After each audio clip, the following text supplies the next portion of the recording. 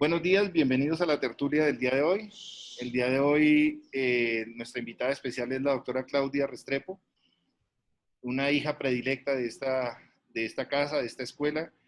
Tengo el honor de presentar a una persona que es una excelente cirujana, una extraordinaria persona y alguien que siempre se ha interesado muchísimo por el tema de los tumores. Pues Claudia no necesita más presentaciones, es una neurocirujana joven, está trabajando en la ciudad de Ibagué. Y bienvenida, Claudia, a esta, como siempre les he dicho, su casa, pero con una gran emoción de tenerte acá. En los momentos previos estábamos reunidos muchos de los exalumnos y de tus profesores, y siempre con esa misma alegría de poderles dar la bienvenida a esta su casa. Claudia, buenos días y bienvenida. Muy buenos días a todos. Muchas gracias, profe Luque, por la introducción. Usted sabe toda la admiración y respeto que le tengo. Digamos que esta iniciativa de los viernes de tertulia neuroquirúrgica para mí ha representado estar más cerca a la casa, porque pues ya bien ustedes saben que llevo 2 años sin poder ir al hospital. Entonces, pues para mí es la forma de acercarme a ustedes y adquirir pues todo el conocimiento que entre todos han ido aportando y de pronto sentirnos un poco más cerca. El tema del que voy a hablar hoy ha sido un tema controversial a lo largo de los años, sobre todo en las últimas décadas, por el cambio en el manejo quirúrgico de los gliomas de bajo grado, que pues previamente los denominábamos gliomas de bajo grado, pero según la nueva clasificación de la OMS, ya debemos hablar de gliomas difusos de bajo grado.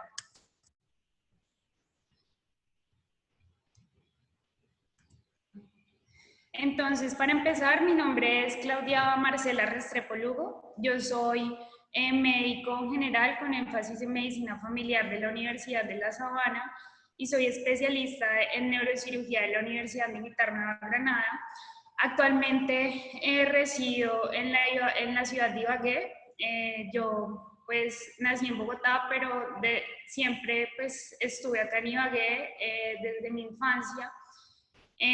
Aquí pues les muestro los lugares donde trabajo. Estoy trabajando actualmente en el Hospital Federico Lleras Acosta y en la Clínica Medicales. Esta es la ciudad musical de Colombia. Están todos bienvenidos. Hasta el momento ninguno me ha visitado, solamente como Juan Esteban y actualmente Harold y Sebastián, pero espero que pues podamos tenerlos a todos acá. Actualmente está rotando el doctor Harold Palmera, R4 del Hospital Militar, que está aquí a mi lado. Él es también es de acá de Ibagué y pues aprovecho la oportunidad de que la rotación de neurocirugía se pudo pues organizar con la universidad y pues yo durante el 5.º año de residencia estuve aquí 6 meses. Afortunadamente conocí personas valiosas, neurocirujanos excelentes, que pues me hicieron parte de esta casa, que es mi nuevo segundo hogar. Y pues para todos los residentes que quieran venir a rotar, contamos con excelentes especialistas, el doctor López, el doctor Mora, que tienen su énfasis en la cirugía base de cráneo y microcirugía, el doctor Alfonso y el doctor Morales, que tienen su énfasis en cirugía de columna degenerativa, deformidades y mínimamente invasiva. Entonces, pues es un grupo multidisciplinario bastante fuerte y están todos bienvenidos a rotar acá en el servicio. Bueno, para empezar, entonces, lo más importante siempre va a ser definir qué es lo mejor para el paciente. Previamente, la tendencia era, en cuanto al manejo de los gliomas difusos de bajo grado, era un manejo expectante, y actualmente, pues a raíz de todas las series y los estudios que se han hecho, pues ya la tendencia ha cambiado. Quiero empezar con esta frase del doctor Cushing. Esto fue una carta que él escribió en noviembre de 1911, en el que él decía que le gustaría ver el día en que alguien sin las credenciales de cirujano en algún lugar sin manos se considerara un cirujano, ya que la parte de operar es la menos importante en el trabajo. Y estoy totalmente de acuerdo con esta frase, ya que como pues mis profesores en el hospital militar siempre me enseñaron, lo más importante es saber cuándo no operar un paciente, y más que definir el por qué, es más importante el cómo y cuándo parar.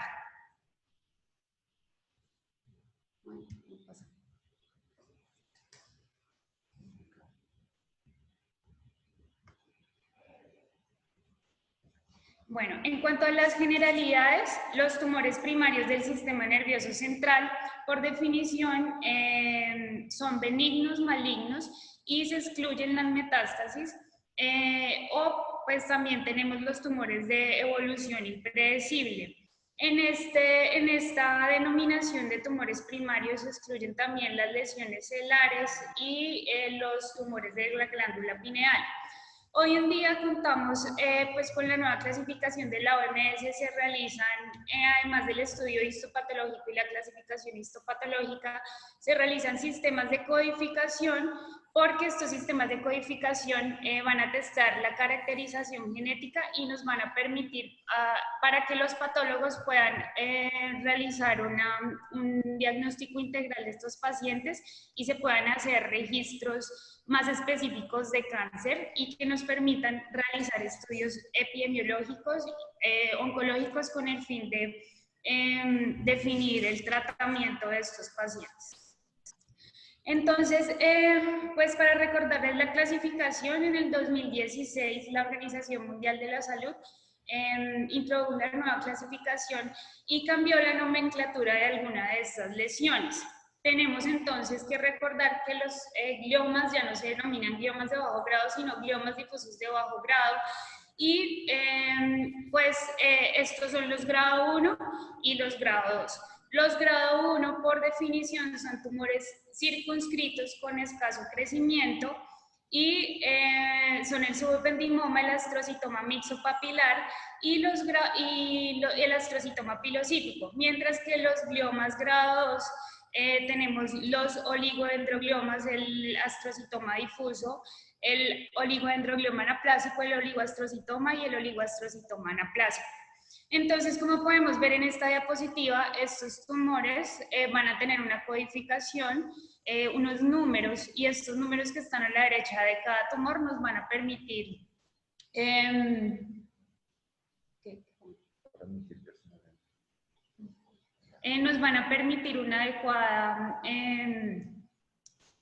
un adecuado diagnóstico y manejo de estos pacientes. Entonces,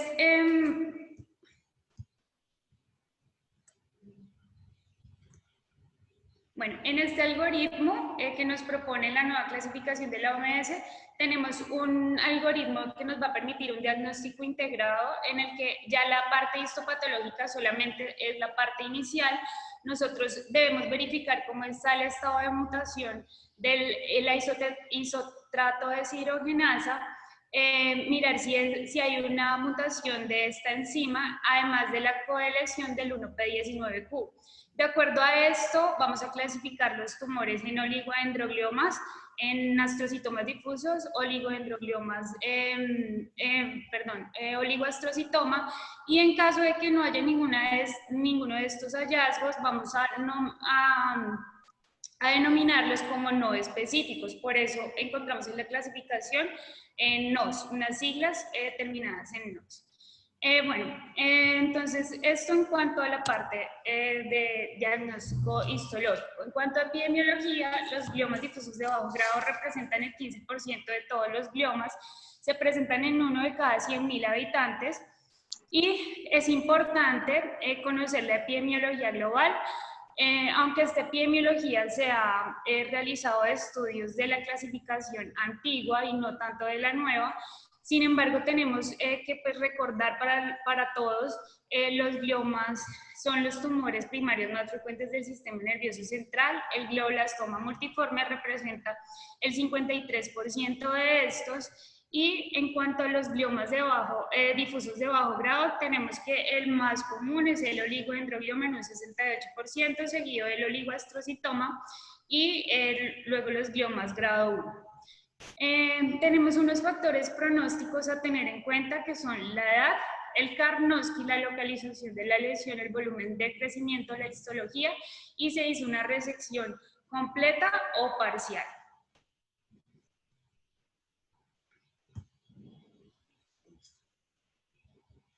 Bueno, aquí en esta imagen podemos ver la relación hombre-mujer que se conserva en 1:4, es más común en mujeres. Además de eso, la sobrevida se ha visto que también va a ser mayor en mujeres. Se cree que la raza blanca y la edad y el género son un factor protector. Se ha visto que los hombres tienen menor resistencia a la enfermedad y mayor número de comorbilidades. En la Universidad de California realizaron una escala de pronóstico que es como un scoring que nos va a permitir clasificar estos gliomas difusos en bajo riesgo, moderado riesgo y alto riesgo. Ellos lo definen de acuerdo a la edad, que sean pacientes mayores a 50 años, el Karnofsky que sea menor a 80, si el tumor está en un área elocuente, si el diámetro máximo es más de 4 centímetros. Entonces, pues la puntuación es de 1:4. Tenemos que la sobrevida cambia de acuerdo al riesgo. Los de bajo riesgo van a tener una sobrevida aproximada de 11 a 15 años y los de alto riesgo una sobrevida aproximada de 4 años. Hay unos factores de mal pronóstico, estos son edad mayor a 40 años, el subtipo astrocitoma, que los tumores sean mayores a 6 centímetros, que traspasen la línea media y que tengan déficit neurológico previo. Entonces, en cuanto a la presentación clínica, estos tumores tienen un pico de edad de 30 a 35 años y vamos a tener 3 fases. La primera fase es un periodo silente, la segunda fase es el periodo sintomático y la tercera fase es la progresión maligna. ¿Qué pasa? Nosotros queremos hacer el diagnóstico de estos pacientes en el periodo sintomático para poderlos tratar. Sin embargo, hay pacientes que no realizan un periodo sintomático y la progresión a conversión anaplásica va a ser más rápida. La presentación más común es convulsiones en un 90% y ya no se dice que pues son tumores incidentales, sino tumores silentes. Pues se han realizado series y estudios en los que se ha visto que la imagen incidental se realiza, pues es identificada en estudios de trauma u otras patologías. Entonces, ¿qué pasa? No, queremos evitar que el periodo silente a la progresión maligna pase poco tiempo. Entonces, por eso es que ya la tendencia que había de watchful waiting ha cambiado y el reloj puede cambiar significativamente muy rápido a la progresión maligna. Acá en esta imagen podemos ver una resonancia consecuencia ponderada en T2 en la que vamos a evidenciar una hiperintensidad del polo frontal derecho y si podemos ver la delimitación del tumor en histopatología no es la que indica la resonancia. Se ha visto que puede haber una extensión de la lesión tumoral hasta 20 milímetros desde de lo que indican las imágenes.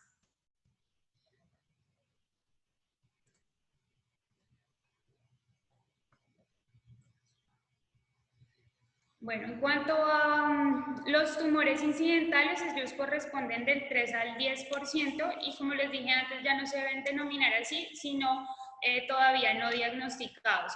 Por lo general, estos son oligodendrogliomas que pues tienen el IDH, la coelesión del 1p19q y los oligodendrocitomas.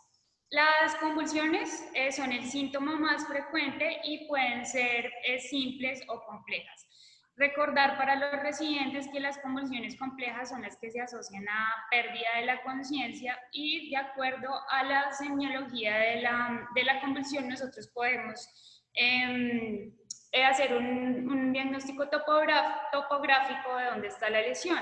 Recordar las convulsiones del lóbulo frontal son tónicas asimétricas, pueden ser jacksonianas motoras o somatosensoriales, puede haber arresto del lenguaje o agitación psicomotora. Y las del lóbulo temporal, en las que podemos tener déjà vu, auras, alteraciones auditivas, alteración epigástrica, y las convulsiones occipitales, en las que podemos ver alteraciones de la visión, micropsias, macropsias.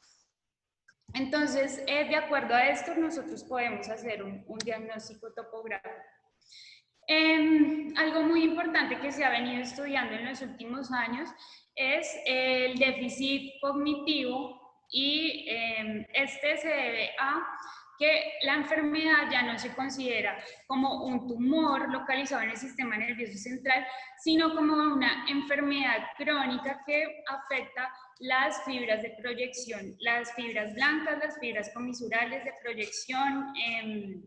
Entonces, por eso, pues, va a tener alteración cognitiva. Los pacientes en muchas ocasiones presentan un déficit de atención, déficit de memoria, y por eso pueden ser subdiagnosticados. La presentación de déficit neurológico, como les dije antes, es un factor de mal pronóstico, y pues la idea es detectar los pacientes en el periodo silente. En cuanto al diagnóstico imagenológico, existen los criterios RANO, que son criterios que se formularon en el grupo de neuroradiología, y estos nos sirven para hacer las mediciones volumétricas de los tumores con las resonancias de control y las resonancias seriadas. Entonces, pues la imagen de elección es una resonancia magnética simple y contrastada en secuencias T1, T1 contrastado, T2, ADC, difusión y perfusión. Entonces, son imágenes que en el T1 son hipointensas, en el T2 hiperintensas, en el FLAIR son de alta señal, y no restringen a la difusión. Esto se da porque no hay alto movimiento de moléculas de agua, y es muy importante tener en cuenta que por lo general los gliomas difusos de bajo grado no realzan al contraste. Sin embargo, se ha encontrado que algunos tumores de alto grado pueden no realzar al contraste, así como el 20% de los gliomas difusos de bajo grado pueden tener algún realce parchoso. Por lo general, los oligodendrogliomas que tienen calcificaciones pueden tener un realce parchoso. Entonces, esta resonancia tiene baja sensibilidad y baja especificidad. Es por esto que se recomienda la realización de una resonancia con perfusión y el PET scan, en los que podemos ver puntos rojos y podemos ver baja perfusión en la difusión. Acá tenemos una imagen hiperintensa en el hemisferio parietal, en el hemisferio derecho, en la que vemos como hay una hiperintensidad, pero no hay los bordes no están bien definidos. Es por esto que la resonancia no es altamente específica en estos casos. Lo que hacen estos criterios es mirar si los pacientes tienen una respuesta completa, parcial, si la enfermedad está estable o si es una enfermedad progresiva. Se hacen controles con resonancia al menos a las primeras 4 semanas, posteriormente a los primeros 3 meses, luego a los 6 meses, y de acuerdo a cómo se vea la evolución de las lesiones en el T2 FLAIR, vamos a ver si pues, el paciente tuvo una respuesta completa. Acá vemos una imagen hiperintensa en la región occipital izquierda, que compromete parcialmente el cuerpo calloso. Es una imagen de alta señal en T2, en el FLAIR, perdón, y en la imagen de la derecha podemos ver cómo después de 5 años el paciente presenta una progresión a través del cuerpo calloso, que es una estructura ecomisural, y pues estos cambios no podemos saber si es posterior a radioterapia o solamente por el tumor, por lo cual la resonancia sí necesita ayudas diagnósticas adicionales, como son el PET, la espectroscopía y la resonancia con difusión. Acá vemos un tumor que es un astrocitoma en la región parietal izquierda, una hiperintensidad. En el T1, miren cómo no hay realce, pero después de 3 años el paciente presenta mayor hiperintensidad en la región parietal. Se hizo un seguimiento de solamente vigilancia y observación, y miren cómo ya hubo una transformación porque hay realce con el contraste y ya el tumor hizo transformación a un glioma grado 3.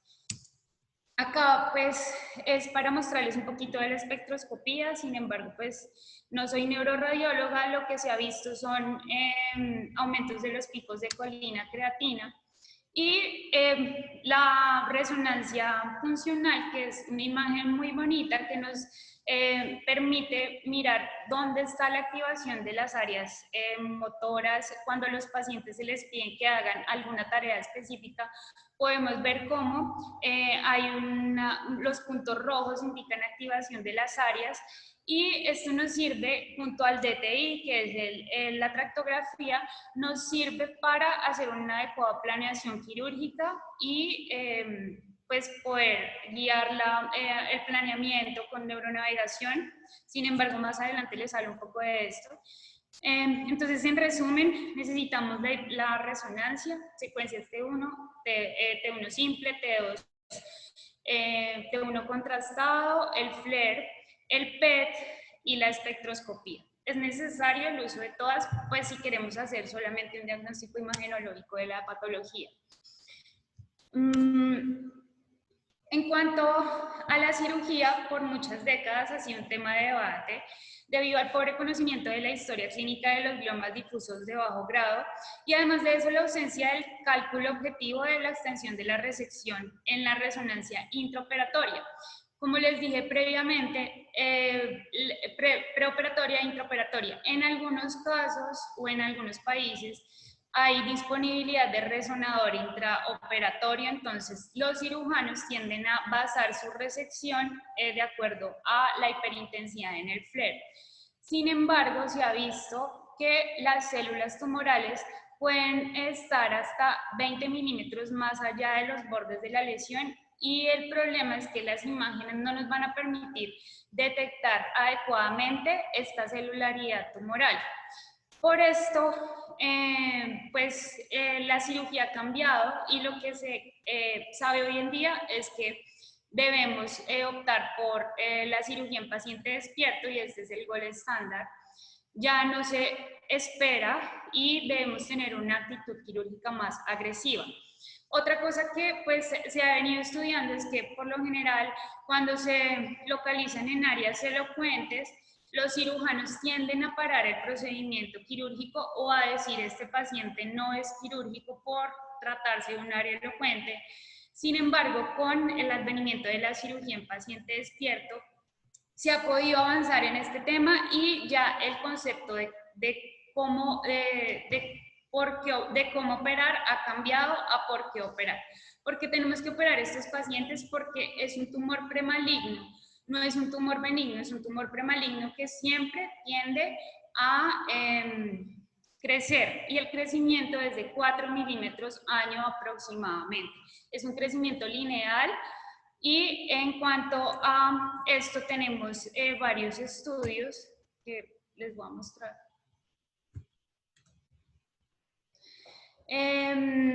Lo primero es que pues recordar el crecimiento de 4 milímetros año, y se ha visto que cuando el crecimiento es de 8 milímetros año, la sobrevida va a disminuir 10 años.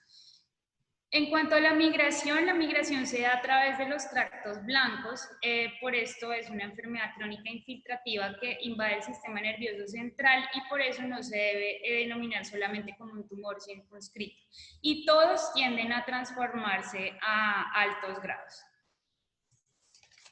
El impacto de la resección quirúrgica, pues cómo se va a evaluar con la resonancia postoperatoria en la secuencia FLAIR, cómo vamos a evitar que estos tumores pues se pueda lograr una resección completa, se debe dar un margen de aproximadamente 1 a 2 centímetros. Para lograr esto, sin que el paciente vaya a tener déficit neurológico, se debe hacer en paciente despierto. No se ha demostrado que el uso de neuronavegación nos vaya a permitir una resección completa y por lo general pues estas técnicas son de altos costos y no se han hecho tampoco estudios comparativos, pero lo que se ha visto es que no ha mejorado la sobrevida, mientras que la cirugía en paciente despierto sí ha demostrado un adecuado aumento de la sobrevida. Por esto también se deben utilizar las imágenes fisiológicas y metabólicas que les hablé previamente y tener en cuenta siempre que el tumor residual es subestimado. Este es el consorcio francés de glioma, es la serie más larga que se ha hecho, en la que se incluyeron más de 1000 pacientes, en los que se ha visto que los pacientes a los que se les hace una resección supratotal, es decir, 2 centímetros más allá del margen, van a tener una sobrevida a 10 años, pues van a tener una sobrevida de 10 años, mientras que los pacientes con una resección subtotal, es decir, de menos del 100%, la sobrevida va a disminuir 7, 8 años y así progresivamente la cantidad de tumor resecado. Entonces, pues es muy importante ofrecerle a los pacientes siempre lo mejor. Aquí tenemos un ejemplo de un tumor frontal hiperintenso en la región frontal izquierda. Este paciente fue llevado a una resección supratotal. Miren cómo no se hace solamente la resección de la lesión, los bordes de la lesión, con margen. Y esto se realiza mediante el uso de corticografía intraoperatoria para permitir una mejor calidad de vida de estos pacientes. Estos son imágenes que nos muestran cómo debe hacerse la resección de estos tumores.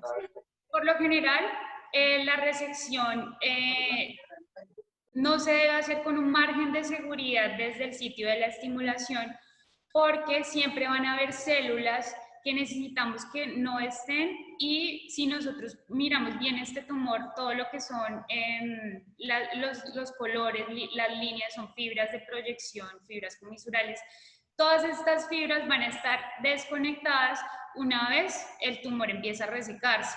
Entonces, el margen de seguridad no nos va a permitir una resección completa. Entonces, pues, por lo general, si nosotros ya hacemos una desconexión, ya podemos resecar más tranquilamente y no parar la resección.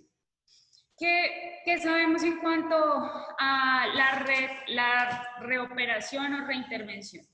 El valor de la segunda cirugía es muy importante y se debe considerar en todos los gliomas recurrentes en pacientes que sean aptos para la resección quirúrgica, y se debe hacer tempranamente. En el momento que nosotros veamos un tumor residual, debemos optar por la reintervención temprana. Esta reintervención siempre se debe hacer en paciente despierto, sí, pues no hay contraindicación y se ha visto que disminuye la morbimortalidad.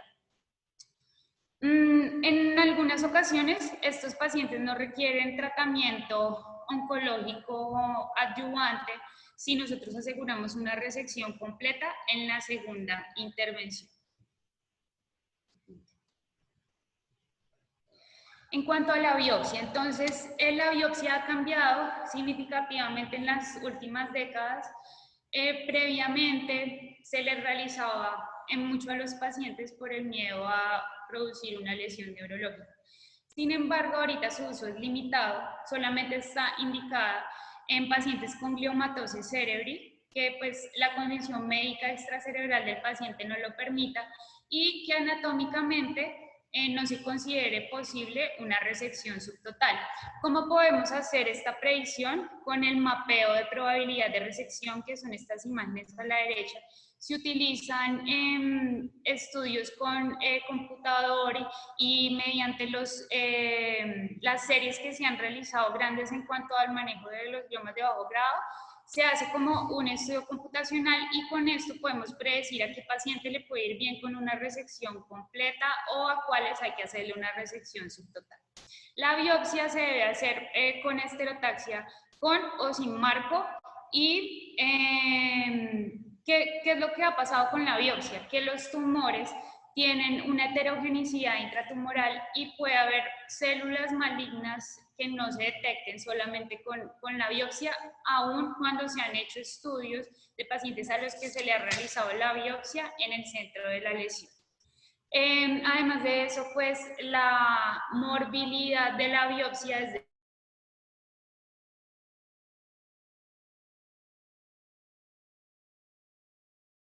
esto tenemos en cuanto a la biopsia actual. La agresividad del tumor está sobreestimada por la heterogeneidad intratumoral y la biopsia por estereotáxica se ha pues, asociado a un alto riesgo de no precisión y el 36% de pacientes con tumores grado 3 se han diagnosticado como grado 2. Entonces, pues, por lo tanto, no es de elección y solamente lo reservamos para algunos casos. La morbilidad varía del 0 al 12% y la mortalidad puede ser hasta el 4%.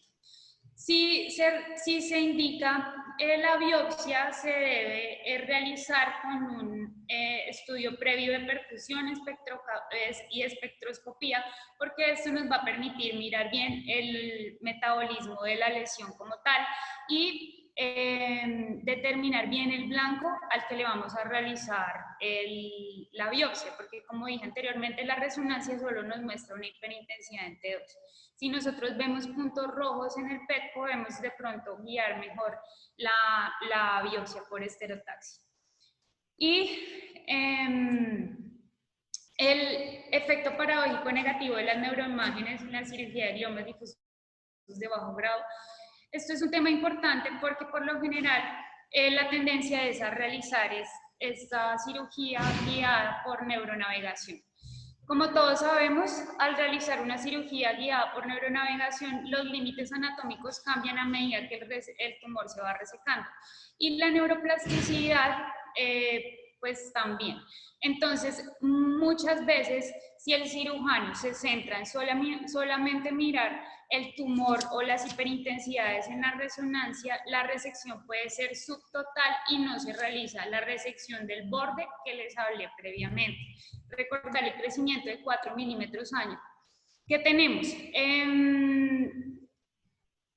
Hoy en día, lo que más está indicado es realizar una resección supratotal.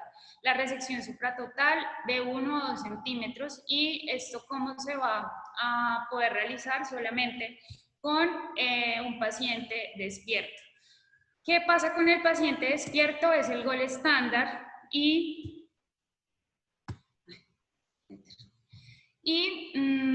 pues hay varios estudios que nos muestran cómo es mejor realizar la cirugía de esta forma que guiada por neuroimágenes, ya que disminuye costos, disminuye tiempos quirúrgicos y nos permite un diagnóstico adecuado y una mejoría de la sobrevida. La resección máxima segura significa pues una resección supratotal. Como vemos acá, se hace con estimulación intraoperatoria. En el Hospital Militar tenemos al doctor Rojas, que pues es el que nos ha enseñado a realizar esta cirugía. Se debe hacer una craniotomía amplia para poder pues testear todas las áreas que consideramos importantes de acuerdo a cada paciente y cirugía mínimamente invasiva en cráneo no es de abordajes pequeños, sino de mínima lesión.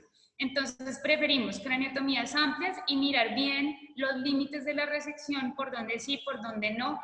También se debe individualizar a cada paciente. Esto siempre se realiza en pacientes despiertos si las condiciones lo permiten y usualmente pues se recomienda la presencia de un neuroanestesiólogo. ¿Qué indican los estudios? Que se puede realizar en todo el mundo, no hay ninguna contraindicación para realizarlo y es la tendencia que se debe optar. Es el gol estándar. Miren cómo acá vemos una lesión frontal derecha hiperintensa en la que se hizo estimulación intraoperatoria y lo que nos permite hacer una resección amplia sin alterar la funcionalidad y la calidad de vida del paciente. Tenemos estos estudios que soportan el uso de la cirugía en paciente despierto. Se han realizado pues también comparaciones con la neuronavegación y se ha visto que la sobrevida es mejor en los pacientes que se hace esto en paciente despierto. Hay varios estudios randomizados que nos permiten evaluar, pues digamos, los beneficios de esta cirugía. Hay estudios también de reintervención utilizando cirugía en paciente despierto. Hay centros que reciben pacientes de reintervención en los que se ha hecho resección parcial. Miren aquí cómo hay una persistencia del tumor a lo largo de los años. Luego se hace una cirugía más amplia en paciente despierto y se logra un control de la enfermedad hasta por 10, 15 años. Son resecciones amplias, con seguridad. Si se hace de la forma correcta, podemos ofrecer una adecuada calidad de vida a los pacientes. Y esto se hace de forma individual. Entonces, esto es pues la sala de cirugía de una cirugía despierta, en la que pues está el neurocirujano, el neuroanestesiólogo y tenemos presencia de neurólogos, podemos tener presencia de neuropsicólogos, fisiatras. Y esto, el planeamiento se hace de acuerdo a la ocupación del paciente. Si es un paciente, por ejemplo, músico, siempre va a recordar que el profe Luque nos enseñaba que la música es una función mental superior. Si es un paciente músico, pues lo debemos poner a tocar algún instrumento que debemos medir las áreas de coordinación, las áreas de memoria. Si es un paciente matemático, ingeniero, le debemos testar cómo está la orientación, cómo está el cálculo. Si es un paciente conductor, pues debemos mirar cómo está su coordinación y el área visual. Entonces, de acuerdo a cada caso, vamos a orientar la cirugía. Pues ya lo he repetido muchas veces, ha mejorado la sobrevida y hoy en día la tendencia es a utilizar mapeo, técnicas de neurocirugía oncológica funcional. Entonces este tema pues es muy importante que lo pues conozcamos. Se ha visto hoy en día que se han hecho pues algunos algoritmos de evidenciar cuál será el mejor manejo para estos pacientes. Acuérdense que previamente les dije cuáles eran de bajo riesgo y alto riesgo. Se ha presumido que para los de alto riesgo se debe hacer un mapeo intraoperatorio funcional y esto pues ha demostrado que a los pacientes les puede ir mejor. Estos son algunos esquemas.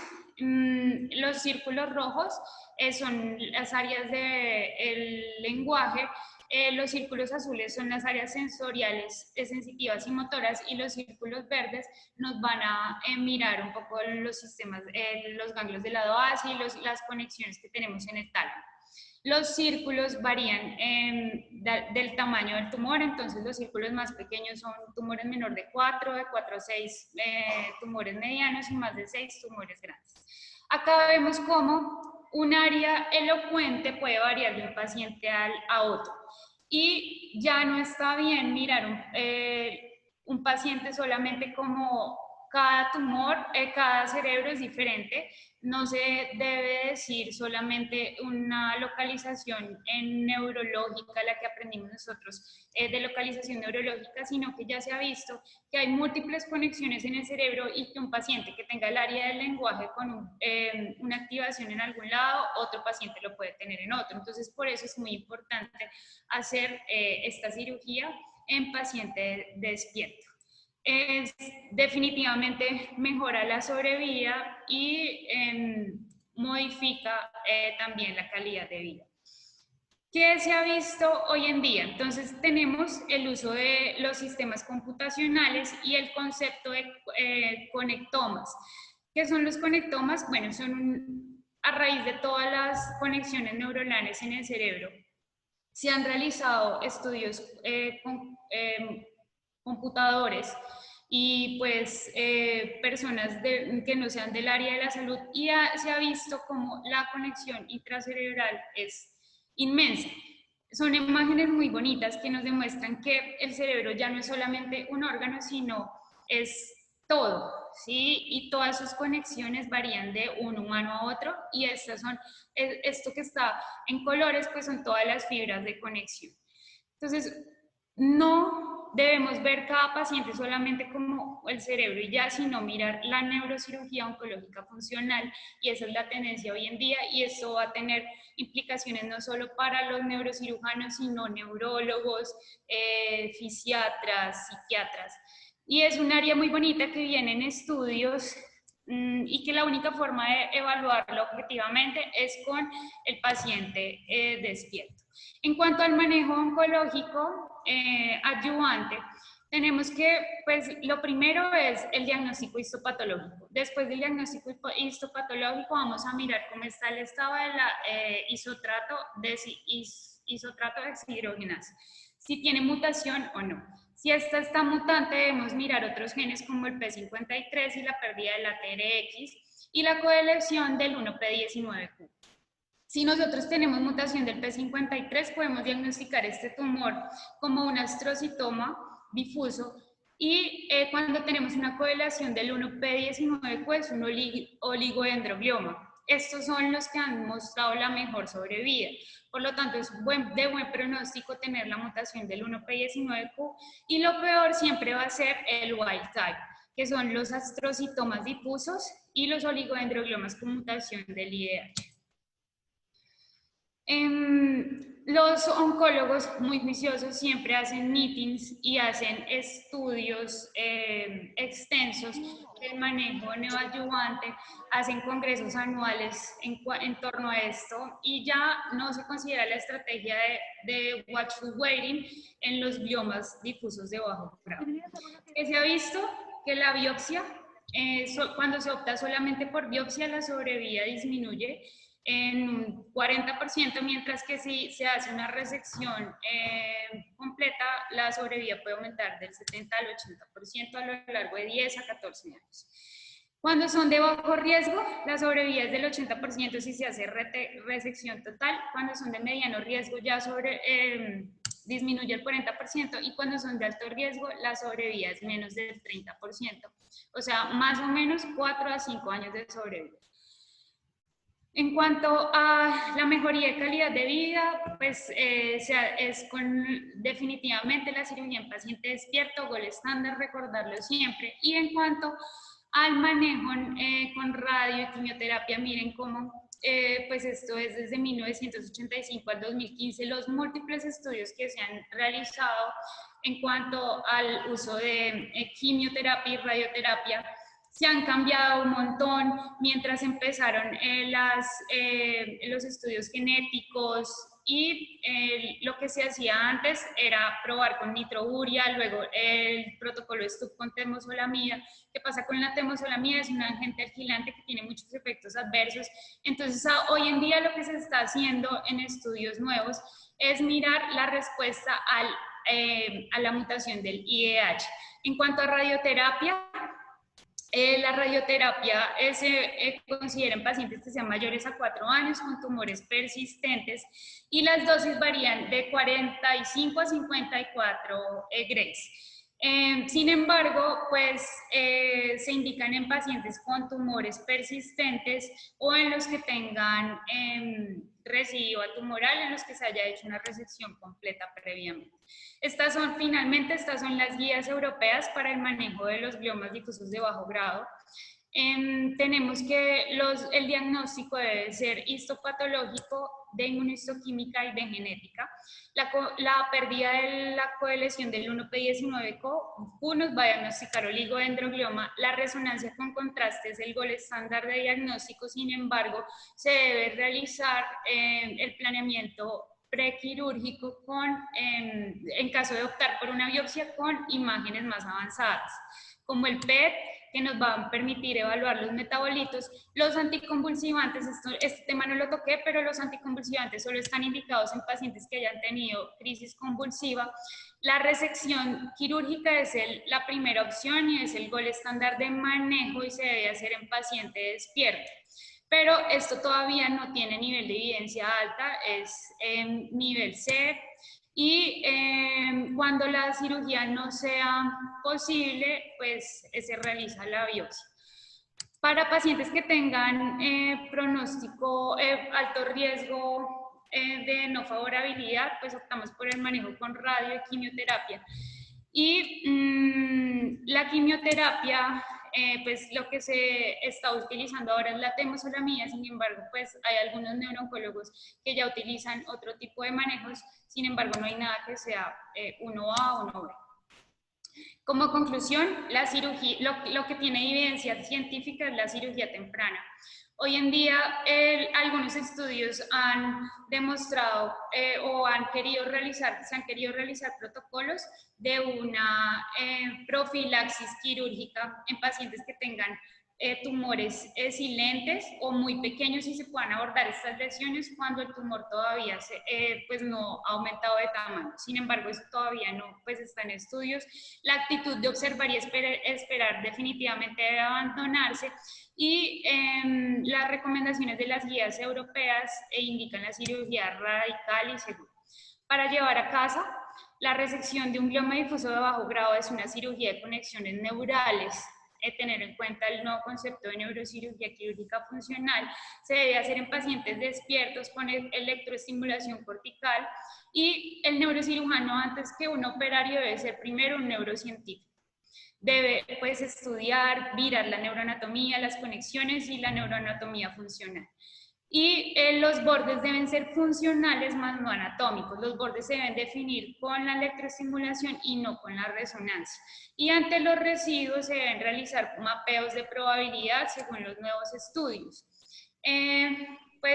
Finalmente quería traer esta imagen en la que recuerdo con mucho cariño a mis profesores, el doctor Luque, el doctor Rojas, el doctor Caballero, el doctor Muñoz y mis compañeros con los que estuve la mayor parte de mi residencia. No tengo fotos de mis residentes menores, pero pues a todos los recuerdo con mucho cariño y recordarles que pues, estamos bienvenidos acá en el Hospital Federico Lleras en Ibagué para venir a hacer sus rotaciones y sus prácticas. Nosotros estamos dispuestos a tener una visión académica y haya sido de su agrado la revisión. Me demoré un poco, pero es un tema extenso y no pude terminar igual todo lo que quería decir. Claudia, muchas gracias. Pues definitivamente, como siempre, nos tienes acostumbrado a esa gran calidad científica de todas tus revisiones. No tengo más palabras, sino que felicitarte. Definitivamente es una extraordinaria actualización de toda la neurocirugía oncológica reciente, unos paradigmas que tenemos con los que nos formamos. Y pues darte las gracias, Claudia, por toda esta revisión. Decirte que en el auditorio, pues obviamente, como siempre, se suscitan muchos comentarios y muchas preguntas y personas que te quieren saludar. Yo antes de dar ese paso a esas personas, quiero darles las gracias a la asistencia, a Glorita. Esta es nuestra tertulia, es una persona más de la casa, está conectada. Sé que Glorita a veces sufre de algo como de ¿cómo les dijeron yo a ustedes? Algo de modestia o se siente que no es el momento para hablar, pero sé que está aquí de todo corazón. Florita, muchas gracias. Antes de dar paso a, pues, a las demás personas y a las demás inquietudes, pues me gustaría escuchar los comentarios del doctor Vargas, del doctor Gabriel Vargas, pues que es uno de nuestros referentes en la cirugía oncológica, y por supuesto esperar a las preguntas del auditorio. Claudia, muchas gracias.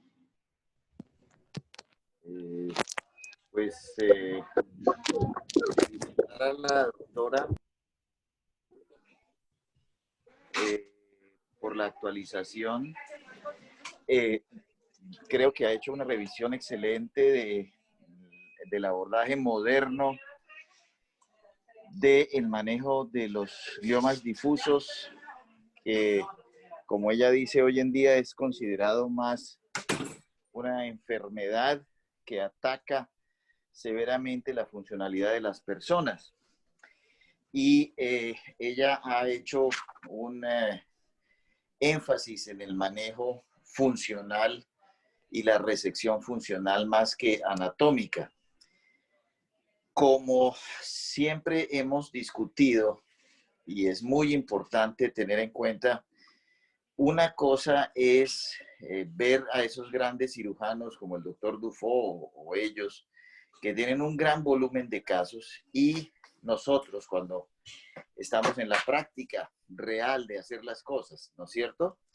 Entonces muchas veces ese tema de wait and see, pues depende mucho de dónde está el tumor y de cuál es el déficit que yo puedo dejar en un paciente si tengo la intención de resecar una lesión, porque es de bajo grado y entonces voy a afectar la calidad de vida de la persona.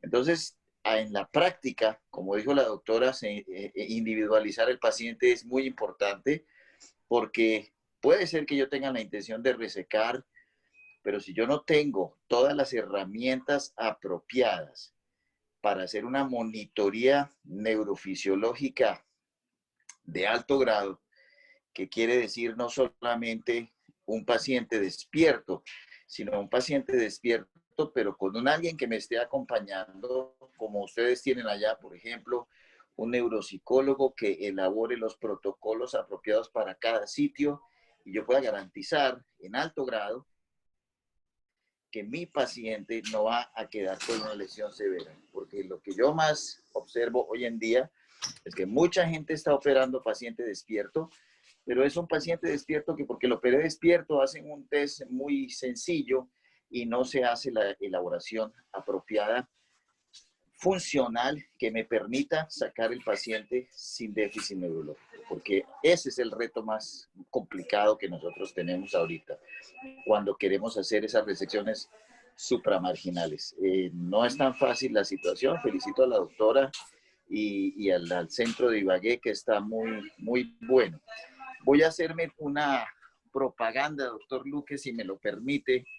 El sábado 7 de noviembre, es decir, el próximo sábado, tenemos la celebración del 10º simposio de tumores que hacemos en Bucaramanga todos los años, y vamos a tener una serie de charlas y lo quiero invitar desde las 8 de la mañana. Vamos a tener al doctor Dufault, doctor Garner, Guinto, varios neurocirujanos, oncólogos de base de cráneo y de tumores intraxiales, y qué pena que no le pedí permiso para eso, pero aprovecho para hacer esa invitación el próximo sábado. Están todos muy invitados, les haremos llegar por los diferentes medios el link para poderse conectar a estas sesiones que van a ser muy buenas. Felicitaciones a la doctora por su excelente trabajo y por estar en la intención de hacer las cosas como deben ser hoy en día en nuestro país. Muchas gracias. Doctor Vargas, ni más falta. Doctor, muchas gracias. Los que me conocen saben que pues, soy apasionada por el tema de neurocirugía oncológica, entonces usted es un referente. Esperamos poder seguir el camino. Pues, Claudita, aquí en el auditorio el doctor Juan Esteban Carlos Quinán, que dice muchas gracias, Claudita, muy buena su revisión, y el doctor Orlando Rojas. Juan Carlos. Adelante. Claudia, muchísimas gracias. Felicitaciones, la charla muy interesante. Perdón si se escucha un poco de ruido, que es que voy manejando. Excelente. Espero que sigas progresando muchísimo. Una observación es crisis focales no parciales, así como de observación, perdón, pero nada más. Muchísimas gracias. Bueno, chao. Gracias, profe. Hey, buenos días, profe Luque. Hola, Buenos sí, días. adelante, Sebastián. Claudita, felicitaciones. Excelente charla como siempre. Realmente escucharte me trajo muchos recuerdos, más buenos que malos realmente. Y nada, me alegra mucho que todo esté muy bien y qué orgullo. Mi más sinceras felicitaciones, saludos a todos. Ay, Sebas, gracias. Bueno, también quería compartirles que pues después de 2 semanas de oraciones, pues el doctor Oscar Zorro, aunque continúa hospitalizado en la unidad de cuidado intensivo, está dando una batalla importante, está muchísimo mejor, gracias a Dios. No lo han podido extubar, pero los parámetros cada vez van mejorando y pues nuestras oraciones y nuestra mejor energía para desearle una pronta recuperación. Asimismo, invitarlos para el próximo viernes. Está invitado otro invitado de honor, mi gran amigo, el doctor Iván Darío Freire.